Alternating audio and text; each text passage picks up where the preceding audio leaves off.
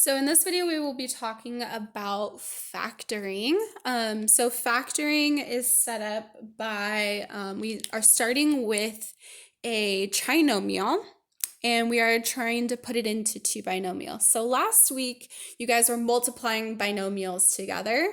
So I'm gonna do a quick example of what we did and using a box, and then we're gonna go in the opposite direction. So let's multiply x plus 1 times x minus 2. So the way we did this was we used a box. So we put x plus 1 on the top and x minus 2 on the side. And then we fill in the area. So x squared minus 2x plus 1x minus 2. Combine our like terms here. So we get x squared minus x minus 2 would be our answer. Now what we're going to do is we're going to take this and we're going to go backwards. We're going to factor into two linear binomial terms. So think about how this is the first term, this is the last term, and these two add to that middle term. Okay, so that's the strategy we're going to use to try and do some factoring. So here's our first one, x squared plus 3x plus 2. So let's make a box. Okay, like you saw before, x squared is going to go in this box, the 2 is going to go in that box. Now, diagonally, those are going to be the 3x. So let's start with our outside. So x times x is going to give us x squared. Okay, what's going to give us 2? What multiplies to 2? Well, 2 is prime, so it's just 1 and 2. We can switch them, but in this case, because these are both x's, it really doesn't matter where these go.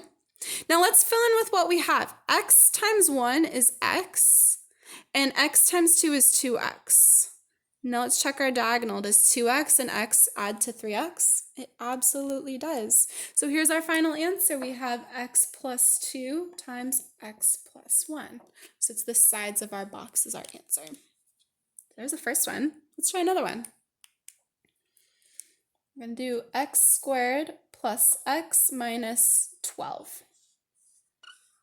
Again, let's use a box.